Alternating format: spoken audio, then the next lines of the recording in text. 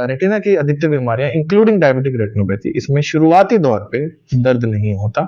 शुरुआती दौर पे कोई साइन एंड सिम्टम भी नहीं होते, नजर भी अच्छी रहती है। जब ये प्रोग्रेस करती है, मतलब आगे बढ़ती है, तब साइन एंड सिम्टम चालू होते हैं। बट ये बहुत स्लो प्रोग्रेसिंग डिजीज है। मतलब आपको धुंधलापन रहेगा। तो एक ह्यूमन नेचर होता है, कोई चीज अचानक होती है तो आप घबराते हो और आपको लगता है कि कुछ गड़बड़ है। अगर वही चीज बहुत धीरे धीरे होती है तो वो एक आदत बन जाती है और आपको लगता है ये नेचर का पार्ट है। तो there are so many associated factors also. आपकी लाइफस्टाइल कैसी है ना, बहुत इंपॉर्टेंट है। अगर आपकी 3 महीने की HbA1c 7 या उससे कम है। रेटिनोपैथी का मतलब ये है, डायबिटिक रेटिनोपैथी का, कि ब्लड वेसल, ये कि खून की धमनियां जो हैं, सबसे पहले उन पर प्रभाव पड़ता है। उनकी एक दीवार, एक वॉल होती है जो कि डायबिटीज से वीक हो जाती है। फिर तीसरा टेस्ट होता है एंजियोग्राफी। एंजियोग्राफी एक टेस्ट होता है जिसमें हम एक डाई होती है, छोटी सी दवाई होती है कलर वाली, वो हम हाथ में उसका इंजेक्शन लगाते हैं और फिर हम आपका रेटिना का फोटो खींचते हैं। दूसरा स्टेज आता है कि आपको डायबिटिक रेटिनोपैथी नहीं है, लेकिन आपका ग्लाइसेमिक लेवल कंट्रोल में नहीं है। आपका HbA1c 7.5, 8, 9 हो रहा है। आपका शुगर लेवल जो है वो 200 के पार जा रहा है। आपकी लाइफस्टाइल ऐसी है कि आप कंट्रोल नहीं कर पा रहे, बहुत ज्यादा ट्रैवलिंग है, खाने पीने पे कंट्रोल नहीं हो पा रहा, जो कि बहुत कॉमन है। बट अभी आपको डायबिटिक रेटिनोपैथी नहीं है। तो उस केस में हम आपको एडवाइस करेंगे कि आपके शुगर लेवल्स लॉन्ग टर्म तक कंट्रोल में है, तो नंबर ऑफ इंजेक्शंस कम हो जाएंगे। आपकी अनहेल्दी लाइफस्टाइल्स को अवॉइड करें या बंद कर दें तुरंत, जैसे कि स्मोकिंग है या एक्सेसिव ड्रिंकिंग है या लैक ऑफ एक्सरसाइज है। सर, डायबिटिक रेटिनोपैथी का डायग्नोसिस किस तरह किया जाता है और क्या इसके डायग्नोसिस के लिए भी कुछ न्यू टेक्निक्स, मशीन्स अवेलेबल हैं? तो पहला स्टेप है पेशेंट्स के लिए कि जिनको भी डायबिटीज़ है, चाहे वो अभी आपके डायबिटोलॉजिस्ट या फिजिशियन ने आपको बताया कि आपको डायबिटीज़ है, या आपके पेरेंट्स को या आपके किसी भी रिलेटिव को या आपको खुद को 2-3 साल से डायबिटीज़ है, तो सबसे पहला काम है आपको अपने एरिया में जो भी रेटिना स्पेशलिस्ट है उसको दिखाना है, स्पेसिफिकली रेटिना स्पेशलिस्ट को। क्यों? क्योंकि रेटिना स्पेशलिस्ट जो होता है वो ट्रेंड होता है आपकी डायबिटिक रेटिनोपैथी का डायग्नोस करने में, मालूम करने में और उसका ट्रीटमेंट करने में। तो सबसे पहला काम है आपका कि जब तक आप क्लिनिक में नहीं आएंगे हम डायग्नोस नहीं कर पाएंगे। तो जिसको भी डायबिटीज है, चाहे उसकी बिल्कुल नॉर्मल लाइफस्टाइल है, नॉर्मल जीवन शैली, उसको 1% भी कोई प्रॉब्लम नहीं है किसी भी प्रकार की, चाहे वो काम करने में हो चाहे वो पर्सनल लाइफ में हो, उसको भी एक बेसलाइन इवैल्यूएशन मतलब एक बेसिक रेटिना चेकअप होगा ही होगा उसका। तो आप आएंगे, आप रेटिना चेक करवाएंगे। अब बारी आती है हमारी, हम कैसे करते हैं। तो जो रूटीन टेस्ट है वो तो हम करते ही हैं सारे पेशेंट्स का, जैसे कि आपकी नज़र की जांच करना कि आपकी नज़र कितनी है, आपकी आंख में दबाव कितना है, प्रेशर जिसको बोलते हैं इंट्राओकुलर प्रेशर, ये सब नॉर्मल टेस्ट तो होते ही हैं। फिर हम आपकी रेटिना की जांच करते हैं, पुतली फैला के जांच करते हैं, क्योंकि डायबिटीज़ की जांच हमेशा पुतली फैला के ढंग से होती है, टाइम लगा के होती है। उसमें आपको हमेशा से समय निकाल के 1.5 से 2 घंटे के लिए मान के चलना है कि इतना समय मुझे लगेगा और मैं क्लिनिक में जा रहा हूँ एक रेटिना स्पेशलिस्ट के। उसके बाद हमारे पास कुछ मशीनें होती हैं, कुछ मैनुअल मशीनें होती हैं, जैसे कि इनडायरेक्ट ऑफ्थेल्मोस्कोपी, डायरेक्ट ऑफ्थेल्मोस्कोपी। इससे हमें आइडिया होता है, हम रेटिना की जाँच करते हैं। रेटिना में बहुत सारी खून की धमनियाँ होती हैं जिसको हम ब्लड वेसल कहते हैं। और रेटिनोपैथी का मतलब ये है, डायबिटिक रेटिनोपैथी का, कि ब्लड वेसल, ये कि खून की धमनियां जो हैं, सबसे पहले उन पर प्रभाव पड़ता है। उनकी एक दीवार, एक वॉल होती है जो कि डायबिटीज से वीक हो जाती है और उससे रिसाव चालू हो जाता है खून की धमनियों से रेटिना पे। तो ये हम डिटेक्ट करते हैं। इसके कई स्टेज होते हैं। तो माइल्ड फॉर्म भी होता है, मॉडरेट फॉर्म भी होता है और बहुत सीवियर फॉर्म भी होता है। वो हम ग्रेडिंग, हमारा काम होता है, हम कैसे करते हैं। और हो सकता है कि आपको डायबिटिक रेटिनोपैथी हो ही नहीं बिल्कुल भी। तो एक तो मैनुअल तरीका बताया और बहुत सारी एडवांस मशीनें हैं हमारे पास, जैसे कि OCT, ऑप्टिकल कोहेरेंस टोमोग्राफी। इस मशीन से हम रेटिना, जो आपका पर्दा है, उसकी मोटाई की जांच करते हैं। और जैसे अगर डायबिटिक रेटिनोपैथी एडवांस स्टेज में है या मॉडरेट स्टेज में है, तो आपकी रेटिना की जो थिकनेस है, मोटाई है, वो बढ़ जाएगी। वो OCT से आपके 2 मिनट या 3 मिनट का टेस्ट है बिना इंजेक्शन वाला, उससे पता पड़ जाता है हमें। दूसरा टेस्ट होता है फंडस फोटोग्राफी, कैमरे से। उससे पूरे फंडस का, मतलब रेटिना का फोटो आ जाता है। उसमें हमें खून के धब्बे दिख जाते हैं, अगर हैं तो जो खून की धमनियों से जो रिसाव हो रहा है वो दिख जाता है। फिर तीसरा टेस्ट होता है एंजियोग्राफी। एंजियोग्राफी एक टेस्ट होता है जिसमें हम एक डाई होती है, छोटी सी दवाई होती है कलर वाली, वो हम हाथ में उसका इंजेक्शन लगाते हैं और फिर हम आपका रेटिना का फोटो खींचते हैं। एंजियोग्राफी एक बहुत इंपॉर्टेंट महत्वपूर्ण टेस्ट है जिससे हमें पूरा आइडिया हो जाता है डायबिटिक रेटिनोपैथी किस स्टेज में है और ट्रीटमेंट की ज़रूरत है, यह हम ऑब्जर्व कर सकते हैं सिंपल। तो मैनुअल एग्जामिनेशन हो गया, फंडस यानी कि रेटिना का फोटो हो गया, ओसीटी हो गई, और हमें ज़रूरत लगे तो एंजियोग्राफी जो कि एडवांस स्टेजेस ऑफ डायबिटीज़ के लिए, डायबिटिक रेटिनोपैथी के लिए होती है, वो कर सकते हैं। ये कुछ टेस्ट हैं जो कि डायबिटिक रेटिनोपैथी की डायग्नोसिस और ट्रीटमेंट में काम आते हैं। सर, आपने ट्रीटमेंट की बात की, तो अब ट्रीटमेंट के बारे में थोड़ा डिटेल से बताइए प्लीज़। तो ट्रीटमेंट में अगर मैं जाऊँगा तो again I will go step wise. तो आप आए और आपको डायबिटीज़ है, चाहे वो कुछ समय के लिए हो चाहे बहुत टाइम से हो, अगर आपको पहला स्टेज है नो डायबिटिक रेटिनोपैथी, मतलब आपको कोई साइंस हमने डिटेक्ट नहीं कर पाए हम रेटिना में कि आपको डायबिटिक रेटिनोपैथी का एक भी साइन नहीं है, बट आपको डायबिटीज़ है, तो उसमें आपके दो भाग वापस आ गए। एक तो कि आपका डायबिटिक लेवल कंट्रोल में है, आपका ग्लाइसेमिक लेवल कंट्रोल में, तो आपको चिंता की ज़्यादा ज़रूरत नहीं है। आप साल में एक बार चेक करा सकते हैं। अगर आप लोकल रहते हैं, जैसे जयपुर में ही रहते हैं, तो आप 6 महीने में एक बार चेक करा लीजिए, दैट इज़ इनफ। दूसरा स्टेज आता है कि आपको डायबिटिक रेटिनोपैथी नहीं है लेकिन आपका ग्लाइसेमिक लेवल कंट्रोल में नहीं है, आपका HbA1c 7.5, 8, 9 हो रहा है, आपका शुगर लेवल जो है वो 200 के पार जा रहा है, आपकी लाइफस्टाइल ऐसी है कि आप कंट्रोल नहीं कर पा रहे, बहुत ज़्यादा ट्रैवलिंग है, खाने पीने पे कंट्रोल नहीं हो पा रहा, जो कि बहुत कॉमन है, बट अभी आपको डायबिटिक रेटिनोपैथी नहीं है।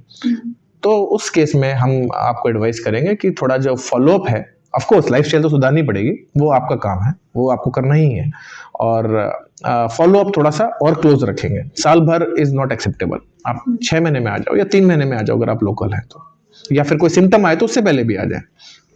सेकंड स्टेज आई, आपको डायबिटिक रेटिनोपैथी है। तो डायबिटिक रेटिनोपैथी के बहुत सारे स्टेज होते हैं, it is a very detailed disease. Short में ये होता है कि इसके 3 भाग होते हैं ट्रीटमेंट के, एक होता है इंजेक्शन, एक होता है लेज़र यानी कि पर्दे की सिकाई, और लास्ट स्टेज होता है ऑपरेशन, ठीक है ना। तो अगर आपके माइल्ड डायबिटिक रेटिनोपैथी है और सिर्फ पर्दे में सूजन है तो बहुत सारे इंजेक्शंस आते हैं जो कि हम पर्दे में लगाते हैं। इंजेक्शंस जो प्रोसीजर है एक ओटी प्रोसीजर है, ऑपरेशन थिएटर में ही लगता है, बट बहुत ज़्यादा बड़ा समय नहीं लगता इसमें, शॉर्ट प्रोसीजर है, 10 मिनट का प्रोसीजर है, बहुत ज़्यादा परहेज भी नहीं होते, पट्टी भी ज़्यादा टाइम के लिए नहीं लगती, 1 घंटे के लिए लगती है, और इससे हम पर्दे की सूजन कम करते हैं। इंजेक्शंस बहुत तरह के आते हैं, कुछ बहुत सस्ते होते हैं और कुछ बहुत महंगे होते हैं। काम सबका एक ही होता है, सूजन कम करना। आपको कौन सा इंजेक्शन लगेगा ये आपको रेटिना स्पेशलिस्ट से परामर्श करना है और वो आपको बताएंगे कि आपके लिए कौन सा फिट है, और ऑब्वियसली पैसा एक कंसर्न होता है, तो आपके बजट में कौन सा आ सकता है, बेस्ट ट्रीटमेंट आपके लिए क्या है। आपको एक बात बहुत ध्यान से समझनी पड़ेगी, हमारे पास बहुत क्वेरीज भी आती हैं कि ये सिंगल ट्रीटमेंट नहीं है। इंजेक्शंस वाली अगर आपकी स्टेज आ गई है तो आपका एक इंजेक्शन से काम कभी भी नहीं चलेगा, ये आप मान के चलिए, आपको कई इंजेक्शन लगाने पड़ेंगे। कितने इंजेक्शन लगेंगे ये इसका फॉर्मूला अभी तक नहीं आया है, ये डिपेंड करता है आपकी बीमारी के लेवल पे और आपकी लाइफस्टाइल पे। अगर आपका ग्लाइसेमिक कंट्रोल बहुत अच्छा है, आपके शुगर लेवल्स लॉन्ग टर्म तक कंट्रोल में है, तो नंबर ऑफ इंजेक्शंस कम हो जाएंगे। अगर आप का HbA1c 8-9 चल रहा है, 200-300 शुगर चल रही है, लाइफस्टाइल भी अनकंट्रोल्ड है और अनहेल्दी है, तो नंबर ऑफ इंजेक्शंस की कोई लिमिट नहीं है, कोई भी लिमिट नहीं है। यहाँ पर मैं एक बात कहना चाहूँगी कि लोगों का जनरली ये टेंडेंसी होती है, वो कहते हैं कि डॉक्टर्स जो हैं उनकी आदत होती है कि पैसा कमाना चाहते हैं, जबकि यहाँ पर आपने एक बहुत इंपॉर्टेंट बात कही कि अगर आपको इंजेक्शंस की जो है संख्या कम करनी है तो आप अपनी लाइफस्टाइल को खुद मैनेज कर सकते हैं। और इसका बहुत बड़ा कारण है कि इंजेक्शन सिर्फ स्वेलिंग कम कर रहा है, मेन जो स्वेलिंग आ रही है, मेन बीमारी जो है बैकग्राउंड में, वो डायबिटीज है आपकी, और उसी से रेटिनोपैथी हो रही है। तो अगर आप मेन कॉज को ही ट्रीट नहीं करेंगे, मैं कितने भी इंजेक्शन लगा लूँ आपके, कोई फर्क नहीं पड़ेगा। तो बट अगर शॉर्ट में बोला जाए तो जनरली 3 से 4 इंजेक्शन लगते हैं एक सर्टेन स्वेलिंग पे, और कुछ पेशेंट्स में ज़्यादा लगते हैं, कुछ पेशेंट्स में कम लगते हैं, बट 3 से 4 एक एवरेज मान के चलिए, अगर आपका ग्लाइसेमिक लेवल कंट्रोल में है तो भी। उसके बाद इंजेक्शंस का फ्रीक्वेंसी और नंबर डिपेंड करता है आपकी बीमारी की स्टेज पे और आपके ग्लाइसेमिक या शुगर लेवल्स पे। ठीक है। दूसरा ट्रीटमेंट है लेजर। लेजर और एडवांस स्टेज के लिए होता है, जिसमें हम बोलते हैं पीडीआर, मतलब प्रोलिफरेटिव डायबिटिक रेटिनोपैथी, जिसमें नई खून की धमनियां बन जाती हैं, न्यू वेसल्स, नॉर्मल वेसल्स के अलावा न्यू वेसल्स। तो लेजर भी एक आउटडोर प्रोसीजर है, उसके लिए भर्ती होने की जरूरत नहीं है, उसमें पट्टी नहीं होती। थोड़ा सा माइल्ड डिस्कम्फर्ट हो सकता है, 15-20 मिनट लगते हैं। आपका रेटिना स्पेशलिस्ट जो है आपके, वो मल्टीपल सेटिंग्स में करेंगे उसको। जैसे आपने आज कराया, फिर 3-4 दिन बाद आप एक और सेटिंग के लिए आ सकते हैं। तो एक तो हो गया इंजेक्शन, एक हो गया लेजर, और बीमारी को देखते हुए कई बार हम कॉम्बो थेरेपी भी देते हैं, मतलब लेजर प्लस इंजेक्शन। अगर माइल्ड डिजीज है तो हो सकता है सिर्फ इंजेक्शन से काम चल जाए, अगर मॉडरेट या सीवियर डिजीज है तो हमें हो सकता है कॉम्बिनेशन थेरेपी देनी पड़े। ये हो गया ट्रीटमेंट पार्ट। इसको हम एक कैटेगरी में डालते हैं मेडिकल मैनेजमेंट। मेडिकल मैनेजमेंट में होता है लेजर और इंजेक्शन एक सर्टेन डिजीज लेवल तक। अगर बहुत ज्यादा सीवियर बीमारी है, जिसको हम सीवियर पीडीआर बोलते हैं, पीडीआर मतलब प्रोलिफरेटिव डायबिटिक रेटिनोपैथी, और आपके रक्त रिसाव चालू हो गया, मतलब धमनियों से खून निकलना चालू हो गया और विजन बहुत कम है, रोशनी बहुत कम हो गई, तो लास्ट स्टेज है सर्जिकल मैनेजमेंट, इसमें ऑपरेशन आता है। वो एक मेजर ऑपरेशन होता है। तो मेडिकल मैनेजमेंट माइल्ड डिजीज के लिए, सर्जिकल मैनेजमेंट सीवियर डिजीज के लिए। सर्जिकल मैनेजमेंट में ऑपरेशन करते हैं, ऑपरेशन का नाम होता है विट्रेक्टमी। विट्रेक्टमी रेटिना का ऑपरेशन का नाम होता है, ये जनरल टर्म है। डायबिटिक रेटिनोपैथी के लिए विट्रेक्टमी एक मेजर सर्जरी है, 1 से 1.5 घंटा लगता है।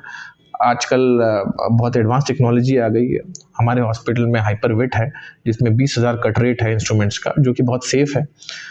सब कुछ टेक्निकल मॉडिफिकेशंस, एडवांसमेंट होने के बावजूद भी मैं आपको आगाह करना चाहूँगा कि आप अपनी लाइफस्टाइल पे कंट्रोल करें, क्योंकि अगर सर्जरी की स्टेज आ जाती है तो चाहे कितना भी एक्सपीरियंस सर्जन हो और कितनी भी बढ़िया सर्जरी हो, रिजल्ट्स हमेशा आपके एक्सपेक्टेशंस के अनुसार नहीं होंगे, क्योंकि कई पेशेंट्स में विजन नहीं आ पाती।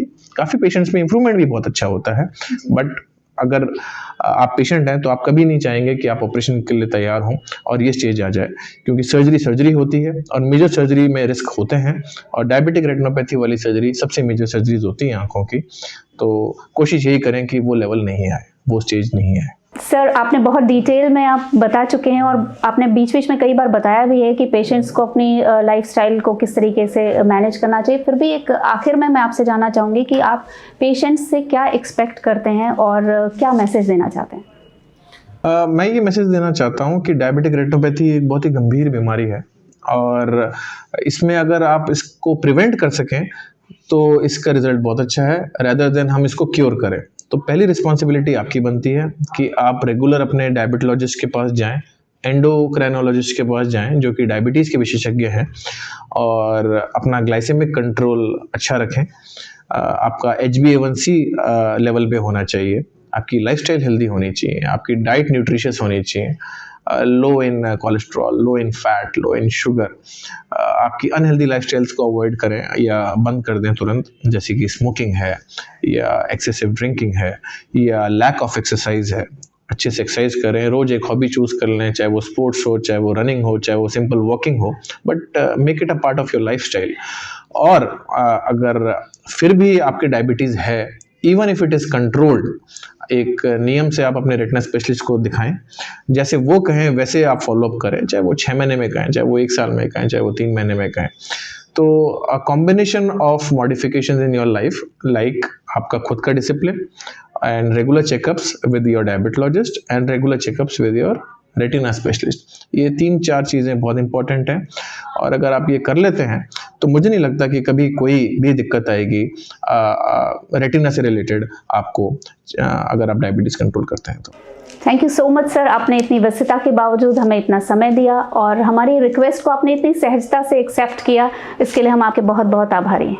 Thank you so much. Diabetic retinopathy बेशक गंभीर बीमारी है, लेकिन अगर पेशेंट्स अपना बीपी, कोलेस्ट्रॉल, डायबिटीज़ को कंट्रोल में रखें, स्मोकिंग से दूर रहें और रेगुलर अपने रेटिना स्पेशलिस्ट को कंसल्ट करते रहें, तो इस बीमारी के दुष्प्रभावों से बचा जा सकता है।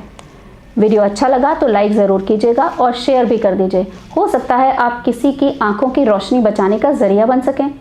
हेल्थ से जुड़ी ऑथेंटिक इन्फॉर्मेशन चाहते हैं तो आप हमारे चैनल को सब्सक्राइब भी कर सकते हैं, ताकि चैनल पर अपलोड होने वाले सारे वीडियोज़ आप तक पहुँच सकें। आप हमसे इंस्टाग्राम, फेसबुक और ईमेल के थ्रू भी कनेक्टेड रह सकते हैं। इनके लिंक आपको डिस्क्रिप्शन में दिए हुए हैं। अगर किसी बीमारी के बारे में जानकारी चाहते हैं तो कमेंट सेक्शन में लिखना मत भूलिएगा। हम जल्द ही उस पर स्पेशलिस्ट से बातचीत लेकर आएंगे। आपसे फिर मुलाकात होगी, तब तक हंसते रहिए, मुस्कुराते रहिए और सेहत से जुड़ी बातें करते रहिए। नमस्कार।